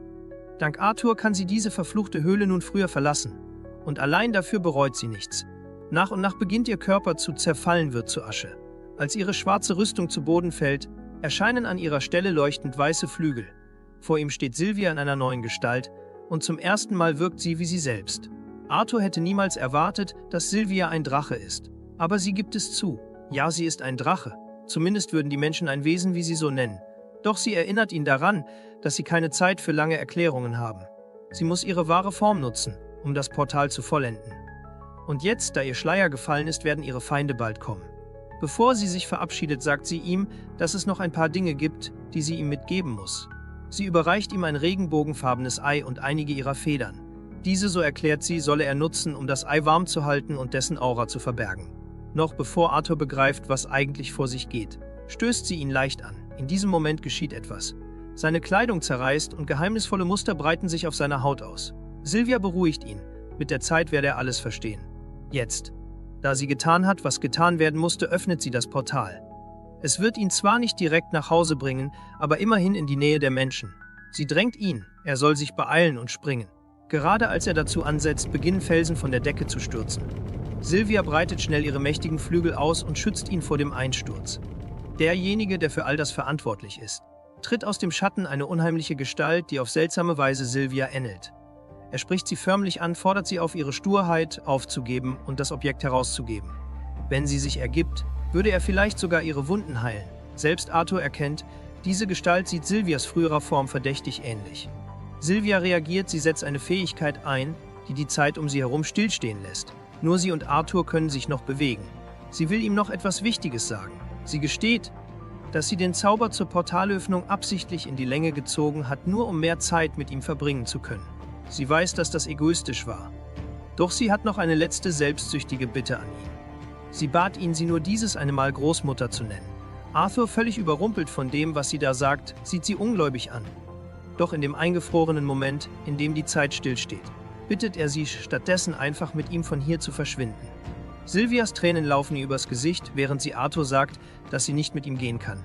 Bevor er weiter protestieren kann, stößt sie ihn mit aller Kraft durch das Portal ein letztes, bittersüßes Lebewohl. Während er durch den Riss taumelt, ruft Arthur ihr ein letztes Mal hinterher und erfüllt damit ihren Wunsch, indem er sie Großmutter nennt. Seine Worte zaubern Sylvia ein sanftes Lächeln ins Gesicht. Sie dankt ihm leise. Und mit diesen Abschiedsworten endet ihre gemeinsame Geschichte. Doch Arthurs Geschichte geht weiter. Er landet in einem dichten Wald umgeben von riesigen Bäumen. Der einzige Gedanke in seinem Kopf gilt ihr. Seine Brust schmerzt nicht nur vor Trauer, sondern auch vor Frustration und Wut. Er weiß, dass er sie nie wieder sehen wird, und die Erkenntnis erdrückt ihn. Alles, was er tun kann, ist schreien. Kein Wunder, dass ihn ihr Verlust so mitnimmt. 4 Monate lang war Sylvia eine feste Konstante in seinem Leben. Sie hat seinen Kopf mit Erinnerungen gefüllt, die sich jetzt weigern zu verblassen. In einer Zeit, die zugleich flüchtig und ewig schien, behandelte sie ihn, als wäre er ihr eigenes Blut. Sie hat ihm das gegeben, was er seit seiner Ankunft in dieser Welt vermisst hat: Fürsorge, Orientierung und Liebe. Doch es scheint, als sei das nicht das wahre Ende. Während er da liegt, beginnt er ihre Stimme zu hören. Doch es ist nur eine aufgezeichnete Nachricht. Sylvia hat sie in seinem Geist verankert, bevor sie sich verabschiedet hat, ein letztes Geschenk, das sie ihm hinterließ. Die Aufzeichnung beginnt. Sie erklärt Arthur, dass er noch lange nicht bereit sei, die ganze Wahrheit zu erfahren. Sein Körper ist immer noch der eines Jungen, kaum älter als 4. Sie sagt ihm, dass sie ihm ein Abschiedsgeschenk hinterlassen hat, einen einzigartigen Willen. Seine Zukunft als Magier wird davon abhängen, wie gut er lernt, dieses Geschenk zu nutzen, aber Arthur empfindet wenig Dankbarkeit. In ihm brodelt Bitterkeit, ein Wirbel aus Trauer, Wut und Schuldgefühlen. Fast so, als könnte sie seine Emotionen spüren, spricht Sylvia genau das aus, was er gerade fühlt. Doch er müsse daran denken, dass seine Familie noch auf ihn wartet und dass er einen Sinn in diesem Leben zu erfüllen habe. Ihr einziger Wunsch sei, dass er die Freude und Unschuld der Kindheit annimmt und eines Tages zu einem Mann heranwächst, auf den seine Eltern und sie stolz sein können. Die Nachricht endet mit einem Versprechen: Sobald er das weiße Stadium übertroffen hat, wird er erneut von ihr hören. Dann wird sie ihm alles erklären. Bis dahin verabschiedet sie sich von König Grey. Die Erwähnung seines Titels aus dem früheren Leben lässt Arthur innehalten. Er steht wie versteinert da, sein Verstand völlig benebelt vor Verwirrung. Die größte Frage, die ihn verfolgt: Wie lange wusste sie bereits von seiner wahren Identität? Und woher kannte sie ihn überhaupt? Doch fürs Erste schiebt er alle Gedanken an sie beiseite und konzentriert sich auf seine aktuelle Lage. Von nun an bleibt ihm nur eines: voranzuschreiten. Doch zuerst fragt er sich, wo zur Hölle ist er? Er aktiviert die Mana-Absorptionstechnik und rast mit gottgleicher Geschwindigkeit durch den Wald. Nach einer Weile wird ihm klar, dass sein Sichtfeld trotz des Einsatzes von Mana noch immer eingeschränkt ist. Aber eines ist sicher: Er befindet sich tief im Elsherwald. Auch wenn er die von Sylvia gelehrte Mana-Zirkulation noch kaum beherrscht, kann er die Magie inzwischen deutlich länger aufrechterhalten. Trotzdem, nachdem er sich gefühlt ewig herumgeschlagen hat, hat er noch immer keinen Ausweg gefunden. Sylvia hatte ihm versprochen, dass er in der Nähe von Menschen ankommen würde, aber bisher hat er keine Spur von ihnen gesehen. Nachdem er scheinbar ewig durch die Bäume gesprungen ist, kommt er sich schon fast vor wie ein Affe mit Baumakrobatik als Spezialgebiet. Plötzlich spürt er die Präsenz eines Menschen. Schnell hüpft er von Ast zu Ast und entdeckt eine Kutsche unter sich. Mit geschickten Bewegungen lässt er sich etwas hinab und versucht aus sicherer Entfernung zu belauschen, was diese Leute vorhaben. Diese dreckigen Bastarde scheinen keine guten Absichten zu haben. Sie haben eine Frau gefangen genommen, eine Elfe. Und da sie jung und unberührt ist, fantasieren sie bereits darüber, wie viel sie für sie kassieren könnten. Doch der Ausdruck von Wut und Abscheu in Arthurs Gesicht lässt keinen Zweifel, diese Bastarde werden diesen Ort nicht lebend verlassen, geschweige denn auch nur einen Cent mit der Elfe verdienen. Arthur hat keine Ahnung, wie diese Schweine an Waldhunde gekommen sind, aber er weiß, dass einer dieser Biester seine beste Chance ist, aus diesem Wald rauszukommen. Und was die Sklavenhändler angeht, die will er als Punching-Ball benutzen, um Dampf abzulassen. So sehr Arthur auch zurück nach Hause will, er weiß, dass er erst einen Plan braucht. Sich zuerst um diese Händler zu kümmern, ist der beste Anfang. Doch er will nicht kopflos angreifen. Ein Frontalangriff gegen alle 4 wäre Selbstmord. Also folgt er ihnen leise, wartet geduldig auf den perfekten Moment, sammelt seine Kraft und schlägt zu, wenn ihre Wachsamkeit nachlässt. Als die Nacht hereinbricht, ist es endlich soweit. Arthur setzt seinen Plan um. Er wirft eine Nuss gegen einen nahen Baum, sofort schlagen die Hunde Alarm. Einer der Männer sagt seinem Kumpel, er solle die Biester beruhigen, bevor sie noch alle Gefahren im Wald auf sich aufmerksam machen. Während sich der eine mit den Hunden beschäftigt, nutzt Arthur die Gelegenheit. Er erscheint plötzlich direkt vor dem Bastard und mit einem schnellen Schnitt seiner mana-getränkten Hand durchtrennt er dessen Kehle in einem sauberen Schlag. Nachdem er ihn ausgeschaltet hat, plündert er die Leiche und nimmt einen brauchbaren Dolch an sich. Inzwischen beginnt der fette Kerl, der seinen Kumpern zu den Hunden geschickt hatte, sich zu wundern, warum das so lange dauert, vor allem, da die Hunde plötzlich ruhig sind. Als er nachsehen will, schlägt Arthur auch bei ihm zu. Mit einem präzisen Hieb durchtrennt er dessen Kehle genauso wie beim ersten. 2 sind erledigt, 2 bleiben noch. Doch Arthurs Körper beginnt bereits, die Belastung zu spüren. Plötzlich beginnt das Elfenmädchen in der Kutsche, Lärm zu machen, genau das, was Arthur jetzt am wenigsten brauchen kann. Die beiden verbliebenen Schläger verlassen ihr Versteck und beginnen, nach ihren verschwundenen Kameraden zu suchen. Arthur bleibt hinter der Kutsche verborgen, doch einer von ihnen spürt etwas und greift an. Arthur schafft es nur knapp, den Hieb abzuwehren und kontert, indem er dem Mann sauber die Beine abtrennt. Ein durchdringender Schrei hallt durch die Nacht und zieht die Aufmerksamkeit des anderen Banditen auf sich, der in entgegengesetzter Richtung gesucht hatte. Er eilt zurück zum Ort des Geschehens und findet seinen Freund am Boden, sich windend vor Schmerzen, tödlich verwundet. Der verletzte, glatzköpfige Schurke warnt ihn, vorsichtig zu sein, denn der Junge, mit dem sie es zu tun haben, ist ein Magier. Das Wort Magier weckt das Interesse des langhaarigen Banditen. Neugierig wirft er sein Schwert beiseite und entscheidet sich, mit bloßen Händen zu kämpfen. Offenbar will er diese goldene Gans, die er gleich einfangen wird, nicht beschädigen. Schließlich könnte der Bengel einen noch höheren Preis einbringen als das Elfenmädchen, vorausgesetzt, er bleibt unversehrt. Mit diesem Gedanken stürmt er vorwärts. Arthur springt im letzten Moment zur Seite und schleudert einen Stein direkt ins Gesicht des Schurken. Der Stein trifft mit solcher Wucht, dass der Mann aus dem Mund zu bluten beginnt. Arthur versucht, den Moment der Verwirrung auszunutzen, indem er ein von Mana durchdrungenes Messer nach ihm wirft, doch der Bandit fängt es einfach aus der Luft. Diese Aktion scheint den Schurken nur noch mehr zu faszinieren. Dieser Bengel hat definitiv ein paar fiese Tricks auf Lager. Der Bandit schleudert einen mächtigen Tritt, der Arthur mit solcher Kraft trifft, dass sein kleiner Körper erzittert und er hart auf dem Boden aufschlägt. Für einen Moment ist Arthur völlig außer Gefecht, atemlos und wehrlos. Ohne zu zögern packt der Bandit den Kleinen vom Boden und hält ihn fest im Griff. Doch Arthur gibt nicht kampflos auf. Er packt das Handgelenk des Schurken und beginnt, Mana in seiner Hand zu konzentrieren. Plötzlich kommt es zu einer Explosion stark genug, um die Hand des Banditen zu versengen und völlig unbrauchbar zu machen. Der Bandit schreit vor Schmerz über seine verbrannte Hand. Für unseren Jungen ist das die perfekte Gelegenheit zum Gegenschlag und er zögert keine Sekunde. Er wirft sein Messer und durchtrennt dem Mann die Kehle, ein sauberer Abschluss. Jetzt bleibt nur noch der Glatzkopf übrig, der sich bereits auf dem Boden windet, um Gnade fleht und durch seine abgetrennten Beine völlig bewegungsunfähig ist. Doch Arthur hat das Konzept von Gnade gegenüber Abschaum wie diesem längst hinter sich gelassen. Es versteht sich also von selbst, dass er ihn erledigt, niemand soll diesen Wald lebend verlassen. Nachdem er sich um die Schurken gekümmert hat, wendet er sich dem schüchternen Elfenmädchen zu, das vor Angst zittert, sobald sie ihn sieht. Behutsam versucht er, ihre Angst mit sanften Worten zu lindern. Und als sie sich beruhigt hat, zieht er das Tuch von ihrem Mund. Jetzt, da er sie gerettet hat, möchte er wieder seinen eigenen Weg gehen, doch der Gedanke, allein gelassen zu werden, erschreckt das Mädchen zutiefst. Sie klammert sich schnell an ihn, mit flehendem Blick. Arthur versucht ihr zu erklären, dass die bösen Männer nun besiegt seien und sie ihr nicht mehr nachjagen würden. Außerdem seien Elfen in diesem Wald generell sicher. Doch das Mädchen schüttelt energisch den Kopf und erinnert ihn daran, dass sich Bestien nur vor Erwachsenen fürchten. Ihre Eltern hätten gesagt, Kinder würden von Hunden oder Gollenbäumen gefressen werden. Der Gedanke, als Babysitter durch den Wald zu ziehen, gefällt Arthur gar nicht. Doch da ihm keine andere Wahl bleibt, fragt er sie widerwillig, wie weit ihr Zuhause entfernt sei. Ihre Antwort: keine Ahnung. Arthur seufzt und macht sich auf den Weg, erklärt ihr, dass er nur ein paar Vorräte besorgen will. Obwohl er auf der Suche nach Ausrüstung für den bevorstehenden Weg war, wusste keiner von ihnen, wie lange die Reise dauern würde, und auch der Rückweg musste bedacht werden. Es stimmt ihn traurig, dass sie die Kutsche nicht benutzen können, damit wären sie viel schneller gewesen. Aber sie würde einfach zu viel Aufmerksamkeit erregen. Er hofft darauf, die Elfen bald zu finden, vielleicht besitzen sie etwas, das ihm helfen kann, ins Menschenreich zurückzukehren. Beim Durchsuchen der Kutsche findet er ein paar Kleidungsstücke und überreicht sie dem Elfenmädchen. Sie solle den Umhang tragen, es könnte kalt werden. Das kleine Fräulein freut sich über diese nette Geste, und Arthur klopft ihr anerkennend auf den Kopf. Damit brechen sie auf in die Richtung, die das Mädchenfage angibt. Während des Marsches lernt Arthur mehr über sie. Ihr Name ist Tessia Arolith. Sie wurde von ihrer Familie getrennt und allein im Wald zurückgelassen. Sie fragt ihn, ob er aus dem Menschenreich komme.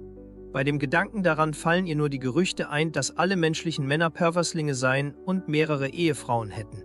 So verbringen sie ihre Reise mit kleinen Neckereien und Gesprächen. Die Nacht bricht herein und sie schlagen ihr Lager mitten im Wald auf. Arthur bleibt draußen wach und schlägt vor, dass Tessia etwas Schlaf bekommt.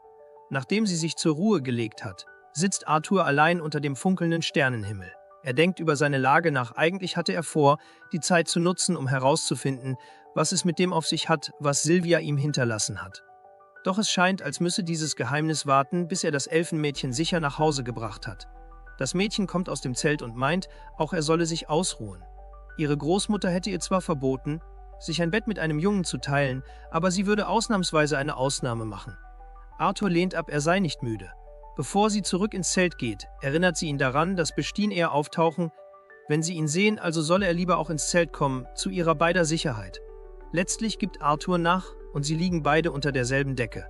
Der nächste Tag bricht an. Nach einer erholsamen Nacht setzen sie ihre Reise fort durch unbekannte Gebiete, die Zeit als einziger Maßstab für ihren Fortschritt. Arthur gibt zu, dass ihn die Sehnsucht nach seiner Familie und die Ungeduld, nach Hause zu kommen, ziemlich herunterziehen. Doch was die Reise beinahe unerträglich macht, sind die schmerzhaften Anfälle, die sein Mannerkern ihm zufügt, unvorhersehbar, aber regelmäßig. Jeden Tag, wenn er aufwacht, wird er von diesen Schmerzen überfallen.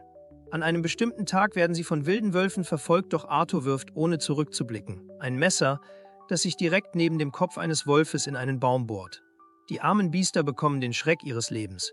Während Tessia in eine Richtung zeigt, verspürt Arthur erneut diesen stechenden Schmerz in seiner Brust. Er versteckt sich rasch hinter einem Baum, um ihr seinen jämmerlichen Zustand nicht zu zeigen, aus Angst, sie würde sich sorgen. Eine weitere Nacht vergeht, das Lager wird wieder aufgebaut und bald schon bricht ein neuer Tag an. Die Tage vergehen so dahin und Tessia scheint mehr und mehr von der Umgebung wiederzuerkennen, ein gutes Zeichen. Allerdings ist ihr Tempo gesunken, die Reise zehrt an ihrem kleinen Körper. Um sie zu entlasten, trägt Arthur ihre Tasche selbst, obwohl es ihm auch nicht gerade leicht fällt. Trotz der Verstärkung durch Mana wird der Schmerz schlimmer und es fällt ihm zunehmend schwerer, ihn vor der besorgten Elfe zu verbergen. Eine weitere Nacht geht in den Tag über. Und eines Tages stellt Tessia ihm eine ungewöhnliche Frage.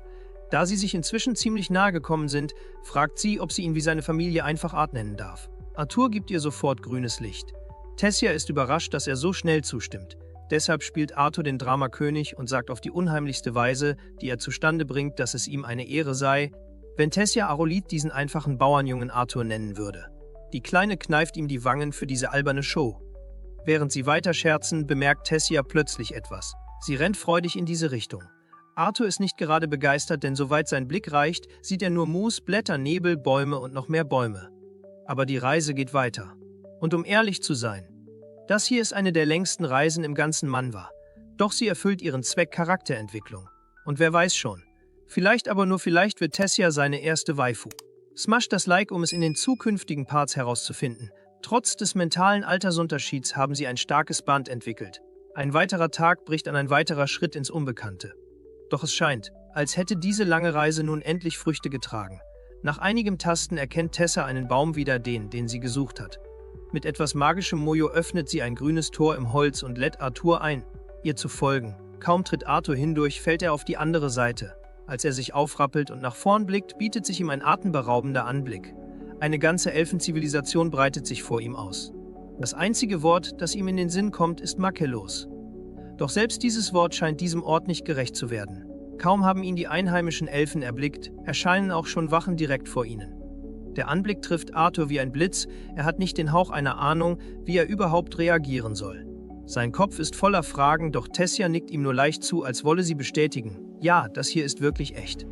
Einer der Ritter meldet, dass sie sofort aufgebrochen sind, als sie bemerkten, dass das orale Teleportationsportal aktiviert wurde. Er fügt außerdem hinzu, dass der König und die Königin ebenfalls zurückgekehrt seien.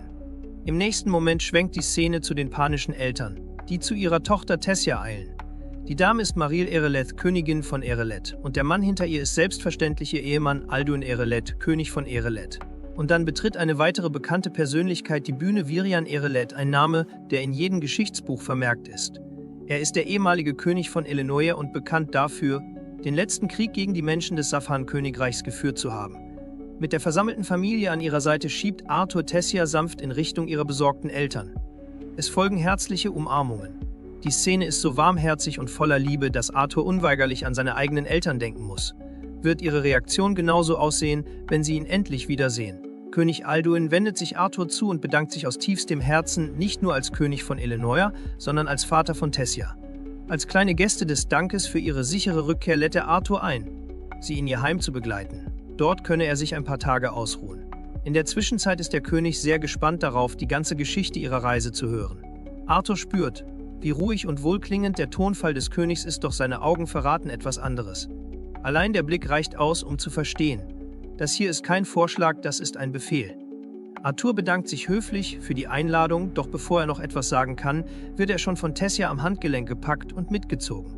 Selbst die Umstehenden sind überrascht von der plötzlichen Aktion. Das Mädchen dagegen platzt fast vor Begeisterung, sie will ihm einfach alles zeigen, was es hier zu entdecken gibt. Und naja, Arthurs erster Eindruck: reine Ehrfurcht. Zwar hatte er etwas Beeindruckendes erwartet. Nachdem er erfahren hatte, dass Tessia eine Prinzessin ist, aber das hier, das ist mehr als ein Schloss. Es wirkt, als wäre er mitten in einen kitschigen Fantasy-Roman hineingestolpert. Die Königin stellt den kleinen Gast höflich dem Hauspersonal vor und weist sie an, Arthur den Aufenthalt so angenehm wie möglich zu gestalten. Arthur weiß die freundliche Behandlung zu schätzen, doch er fühlt sich verpflichtet, zunächst alles zu erklären. Tessias Eltern scheinen mehr als bereit zu sein, sich die ganze Geschichte anzuhören. Also versammeln sich die Kernfamilie und einige hochrangige Ritter, um ihm zuzuhören. Unser Junge beginnt mit einer kurzen Vorstellung: Arthur Löwin aus einer kleinen Stadt im Sapon-Königreich, und er fühle sich geehrt, in Gegenwart der königlichen Familie sprechen zu dürfen. Für eine einfache Einleitung vielleicht etwas übertrieben, aber Arthur weiß, wenn sie ihn wie ein Kind behandeln, wird dieses Gespräch zu nichts führen. Selbst der König kann sich ein Schmunzeln nicht verkneifen und merkt an, dass Arthur für jemanden, der von einfachen Verhältnissen stammt, ziemlich gebildet und reif wirkt. Das weckt natürlich nur noch mehr Interesse an dem, was er zu sagen hat. Also beginnt Arthur seine Erzählung zunächst vage. Er erklärt, dass er von seiner Familie getrennt wurde, als sie auf Wegelagerer trafen. Keine Lüge, aber auch nicht die ganze Wahrheit. Doch als er zu dem Punkt kommt, an dem er Tessia begegnete, kippt die Stimmung. Der König reagiert sichtlich wütend, als er hört, dass es Menschen, genauer gesagt Sklavenhändler waren, die Tessia gefangen nahmen. Offenbar hat der König sowieso kein gutes Bild von Menschen und diese Information gießt nur noch Öl ins Feuer. Arthur gefällt das gar nicht, dass der Elfenkönig gleich ein ganzes Volk auf Grundlage einiger Verbrecher verurteilt. Mit allem gebotenen Respekt weist er darauf hin, dass Sklavenhandel ein Beruf sei, keine Volkszugehörigkeit.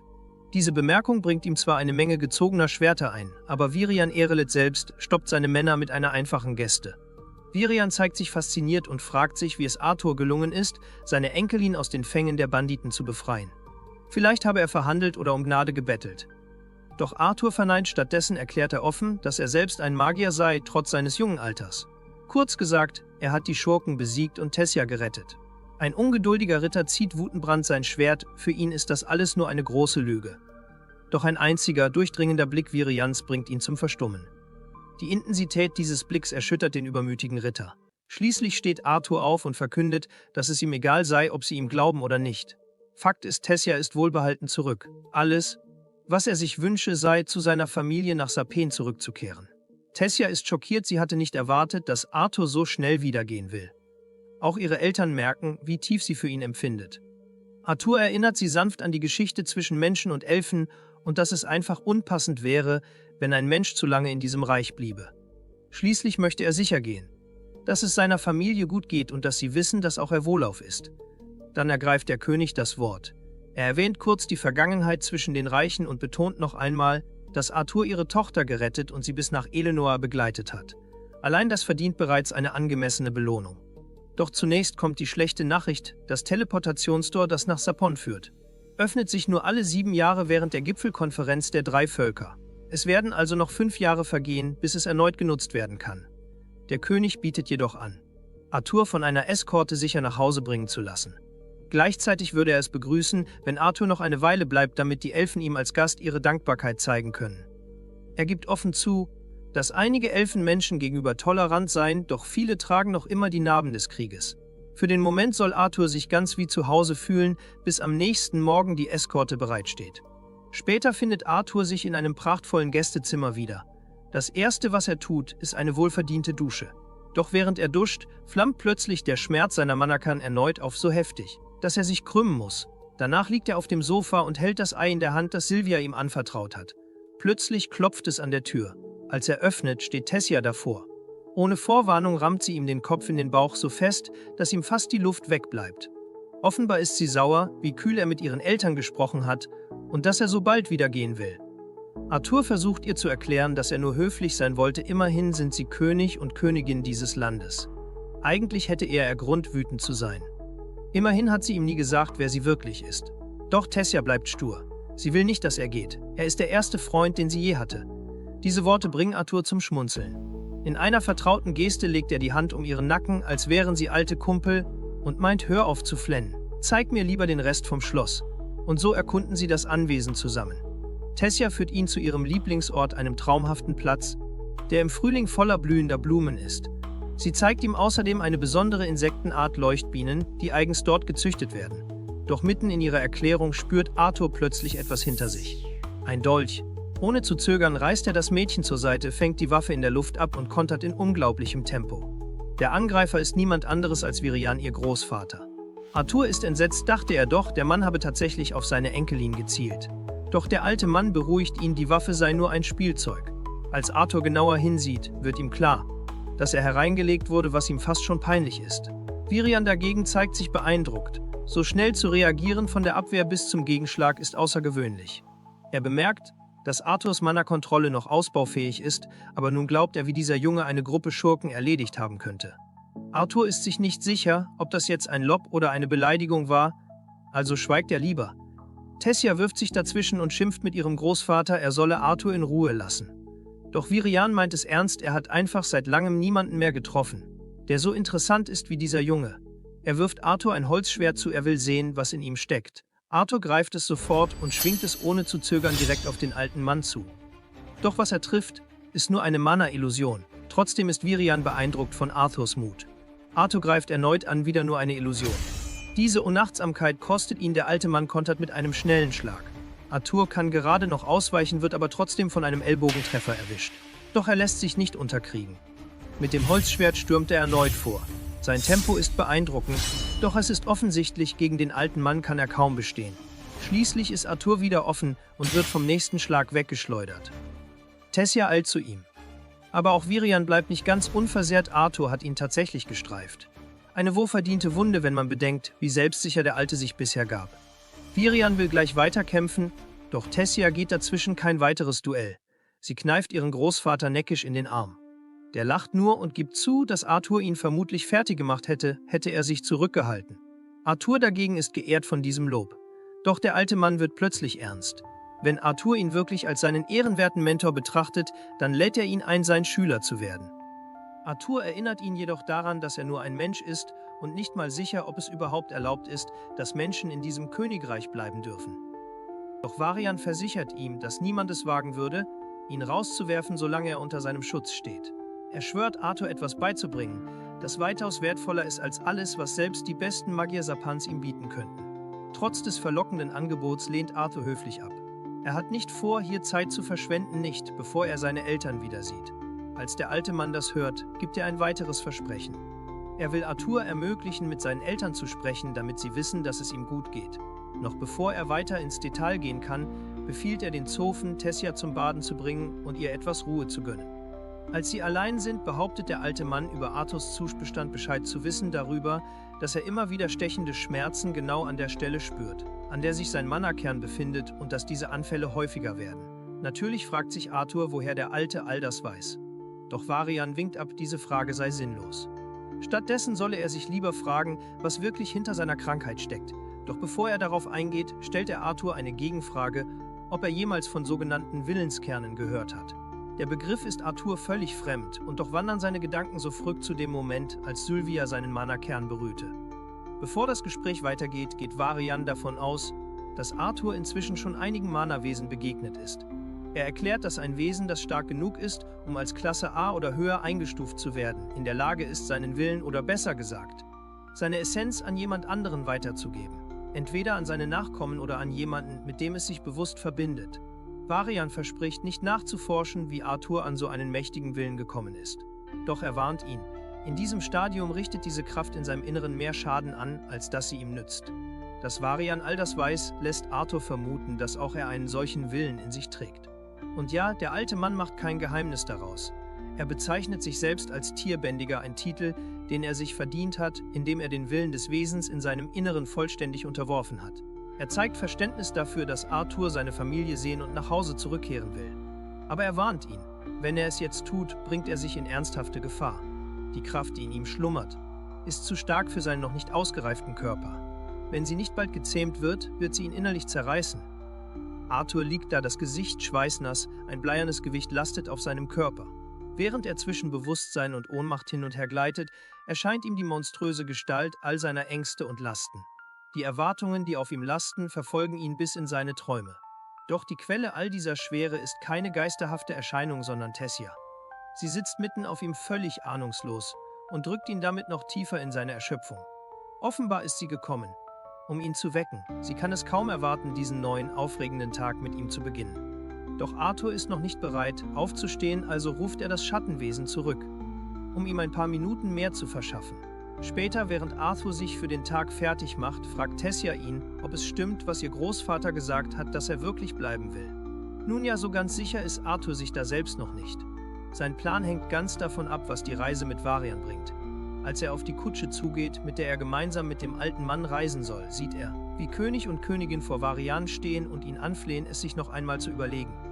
Einen Menschen im Königreich zu behalten, sei nicht angebracht, es widerspreche allen Traditionen, die die Elfen seit Jahrzehnten hochhalten. Doch der alte Kauz lässt sich nicht beehren. Arthur habe sein Interesse geweckt, er wolle ihn noch eine Weile hier behalten.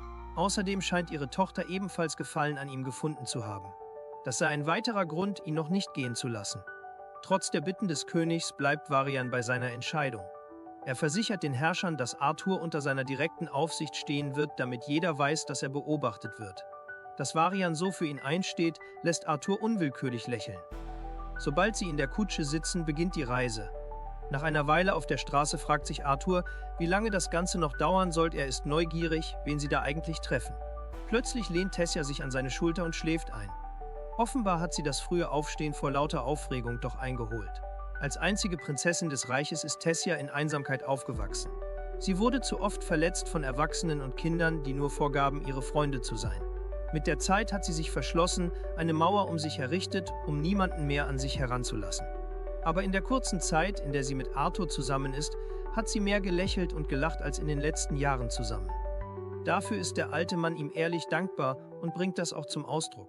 Nach einer Weile hält der Wagen an. Sie sind angekommen vor einem einsamen Haus mitten im Nirgendwo. Jetzt ist Arthurs Neugier endgültig geweckt. Wer ist dieser mysteriöse Freund, für den der ehemalige König bis in diese abgelegene Gegend gereist ist? Doch der alte Mann verliert keine Zeit und tritt die Tür mit voller Wucht auf und brüllt nach der Hexe im Inneren. Eine Frau erscheint sichtlich genervt und wütend über Varians dreistes Verhalten. Der Alte lässt sich Zeit, sie Arthur vorzustellen, Lilia Darkassan, eine alte Freundin und eine ganz besondere Abweichlerin. Laut Varian ist sie genau die Person, die Arthur helfen kann. Und obwohl Arthur nicht groß ist, seine Manieren hat er nicht vergessen. Er verneigt sich sofort respektvoll, um die Dame zu begrüßen. Lilia bittet sie herein, während Arthur darüber nachdenkt, dass ihre Magie wie auch die seiner Mutter nicht zu den 4 Grundelementen gehört. Sie ist eine Abweichung von der Norm. Trotzdem ist er sich noch nicht sicher, wie genau sie ihm helfen soll. Auch wenn er nicht wie ein ungeduldiger Bengel wirken will, kann er seine Neugier kaum zügeln. Wie will Lilia ihm helfen, seine Eltern zu erreichen? Schließlich erklärt die Dame, dass sie eine sogenannte Seherin ist. Diese Art von Magie ist von Person zu Person unterschiedlich, aber sie selbst sei ziemlich begabt. Das bedeutet, dass es kaum etwas gibt, das man ihr verbergen kann, wenn sie es denn wissen will. Zum Beispiel weiß sie längst, dass Arthur etwas Besonderes ist. So besonders, dass es sogar Bereiche in seinem Leben gibt, die selbst sie nicht sehen kann. Doch ihre Augen haben sowohl Bruchstücke seiner Vergangenheit als auch seiner Zukunft erhascht. Außerdem weiß sie, dass er nicht wegen ihrer Hellsichtigkeit hier ist, sondern weil er seine Eltern sehen und ihnen sagen will, dass er lebt. Sie fordert ihn auf, sich nach vorne zu lehnen und seinen Blick auf das Wasserbecken zu richten. Sobald Arthur gehorcht, beginnt sie mit ihrem Zauber. Sobald er seine Eltern im Wasser sieht, wird er mit ihnen sprechen können. Während Arthur versucht, die Verbindung herzustellen, wechselt die Perspektive zu seinen Eltern. Dort, beim Essen etwas, das Arthur früher sehr genossen hat, sitzen seine liebevolle Mutter und sein Vater. Plötzlich hören sie Arthurs Stimme, wie sie nach ihnen ruft. Der Klang trifft sie völlig unvorbereitet. Sie erstarren. Als Arthur sagt, dass er ihr Sohn ist, ist das zu viel für sie, ihre Löffel fallen aus den Händen, während der Schock langsam einsickert. So unglaublich es auch ist, Arthur versichert ihnen, dass er es wirklich ist, ihr Sohn, der direkt in ihre Gedanken spricht. Er habe jetzt keine Zeit, alles zu erklären, aber wollte ihnen sagen, dass er lebt und in Sicherheit ist. Den Sturz von der Klippe hat er gerade so überlebt. Aktuell lebt er im Königreich Illinois bei den Elfen, doch das müsse streng geheim bleiben. Er bittet sie, sich keine Vorwürfe mehr zu machen wegen dem, was damals geschehen ist. Er ist stolz auf das, was er getan hat. Und wenn er zurück könnte, er würde sich wieder genauso entscheiden.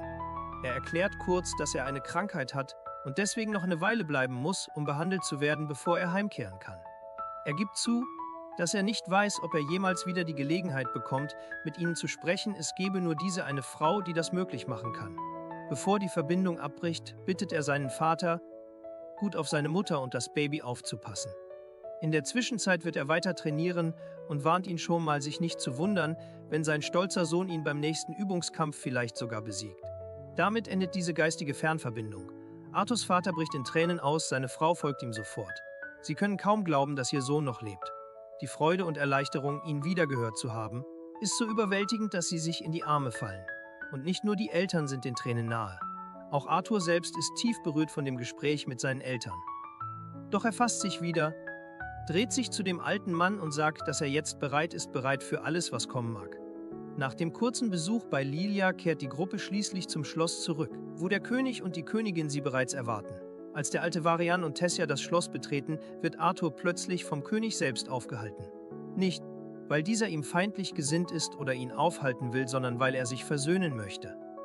Auch die Königin will sich für ihr früheres Verhalten entschuldigen.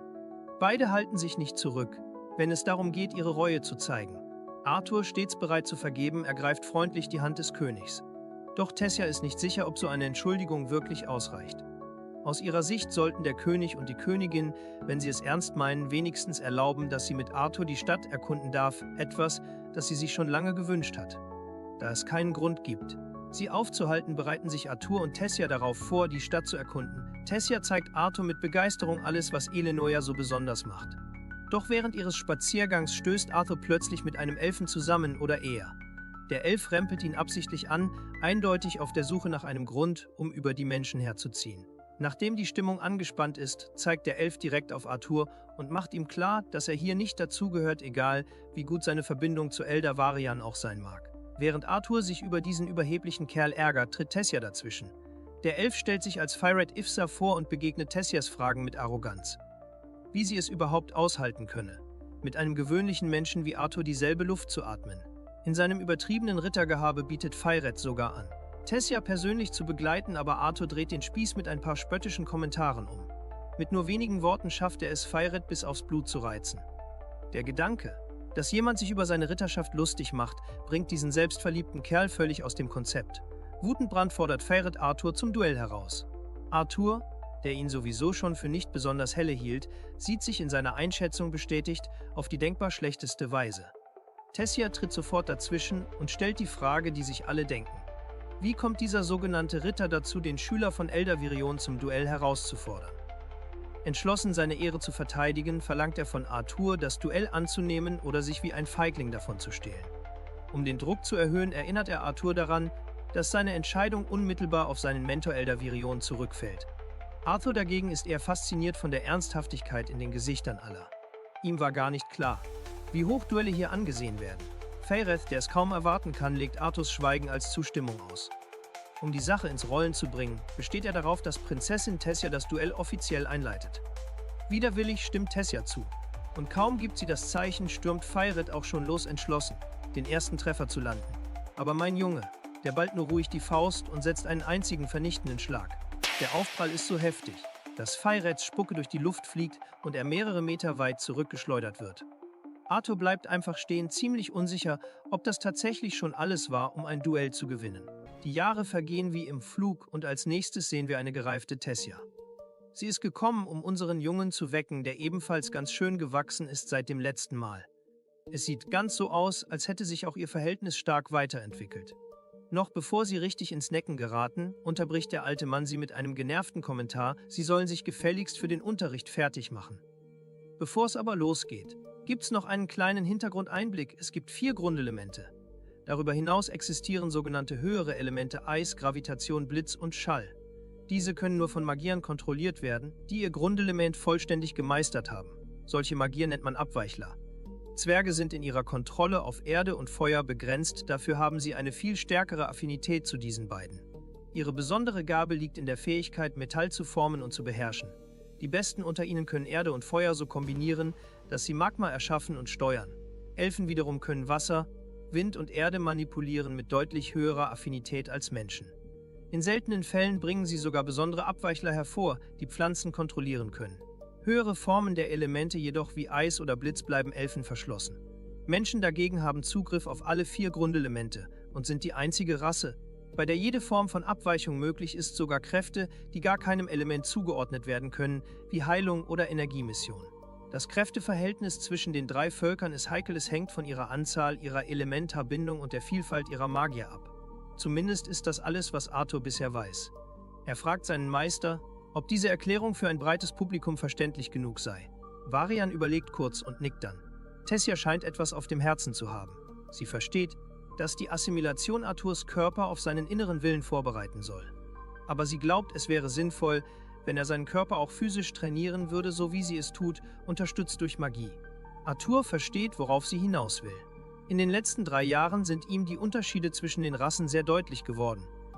Während man bei Menschen schon von Talent spricht, wenn sie ihre Fähigkeiten mit 12 entdecken, ist es bei Elfen völlig normal, mit 10 zu erwachen. Tessia war sogar noch früher dran, sie war gerade mal 9. Seitdem trainiert sie ihre Magie mit einem Tutor und lernt gleichzeitig das Kämpfen von ihrem Großvater. Der alte Mann fragt sie mit einem Grinsen, ob sie vielleicht nur deshalb sauer ist, weil sie immer diejenige ist, die beim Training einstecken muss. Die arme Tessia gibt es kleinlaut zu. So hart die Übungen auch sind, Arthur ist sich sicher, dass aus ihr mal eine richtige Kämpferin wird. Der alte Mann nimmt sich einen Moment, um ihr etwas zu erklären. Das, was Arthur die letzten 3 Jahre gemacht hat, war nichts Geringeres als die Verschmelzung seiner Knochen, Muskeln und Organe mit Mana. Zwar hat er sich körperlich nicht wie sie verausgabt, aber sobald dieser Prozess abgeschlossen ist, wird sein Körper stärker und widerstandsfähiger sein als der eines Kriegers mit jahrzehntelanger Kampferfahrung. Zurück zu Arthur. Der alte Mann merkt an, dass 3 Jahre Mana-Verschmelzung sein Energiereservoir noch lange nicht erschöpft haben. Also will er ihm etwas auf die Sprünge helfen. Nach dem heutigen Tag, sagt er, wird Arthur ein wahrer Willenträger sein, ganz anders als diese Glücksritter, die ihre inneren Kräfte wie Werkzeuge benutzen. Offenbar plant Varian, Arthurs Mana-Kern durch eine massive Mana-Übertragung zu entzünden. Er beruhigt ihn mit einem Lächeln. Es wird sich vielleicht ein wenig warm anfühlen, aber halb so wild. Kaum hat der Alte begonnen, merkt Arthur, dass es alles andere als warm ist. Es ist die Höhle. Brennender Schmerz durchzuckt seinen Körper, das Licht in seiner Brust wird immer heller, bis es beinahe blendet. Und dann ohne jede Vorwarnung bricht eine gewaltige Energiewelle aus ihm hervor, schleudert Tessia und Varian quer durch den Raum. Als das Ritual schließlich endet, eilen die beiden zu ihm. Zum Glück erlebt. Benommen, aber unversehrt. Nachdem sie so eine entfesselte Kraft gesehen haben, platzt es aus dem alten Mann heraus. Er will endlich wissen, woher Arthurs Willenskraft stammt. Arthur antwortet ehrlich, sie stammt von einem weiblichen Drachen. Die Erwähnung eines Drachen trifft Varian wie ein Blitz. Er verfällt regelrecht in Ekstase. Die Erkenntnis, dass er einen waschechten Drachenbändiger ausgebildet hat, macht ihn vollkommen verrückt. Später, als Arthur wieder die Augen öffnet, ist der alte Mann erleichtert, dass nichts Schlimmes passiert ist. Arthur fragt, ob sie seine Kräfte geheim halten würden, selbst wenn er geht. Der Alte nickt und haut dann ganz beiläufig eine Bombe raus, Arthur soll in nur 4 Monaten abreisen. Der Schock sitzt tief. Er war davon ausgegangen, dass ihm noch 2 Jahre bleiben. Der Alte erklärt, ein großes Turnier für den Nachwuchs der 3 Königreiche wurde endlich bestätigt. Das Portal in der Stadt Zaira im Sapan-Königreich wird bald geöffnet, um die Reise zwischen Eleanor und Darth zu ermöglichen. Und genau deshalb ist Tessia gerade nicht hier, sie wäre komplett ausgerastet. Wenn sie wüsste, dass er geht. Die Zeit ist gekommen, Arthur wird endlich wieder mit seiner Familie vereint. Auch wenn er sich auf das Wiedersehen freut, 4 Monate. Es fühlt sich einfach viel zu früh an.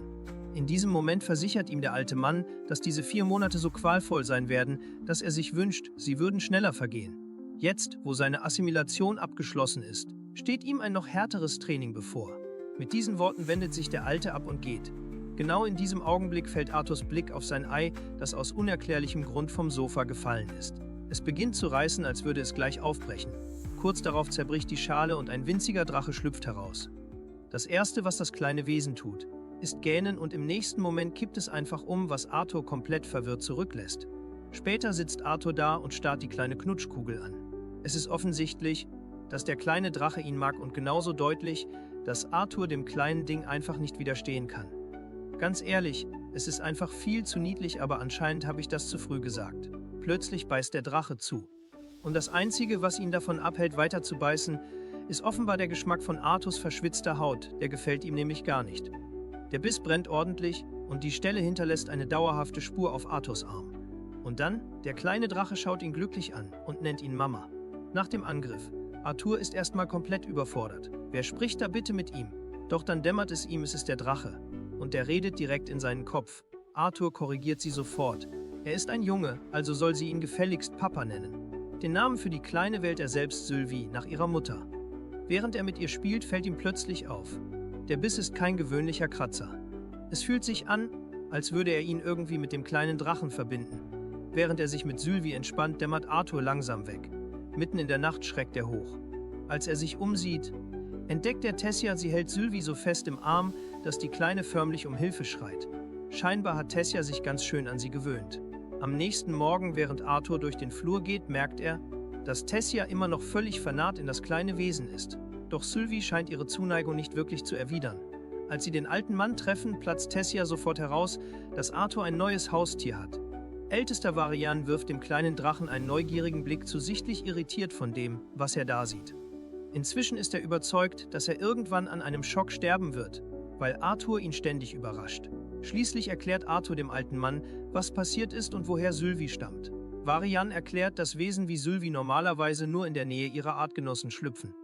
Arthur fragt sich, warum sie ausgerechnet bei ihm geschlüpft ist, und die einzige Erklärung ist, dass er am Vortag Sylvias Willen vollständig erweckt hatte.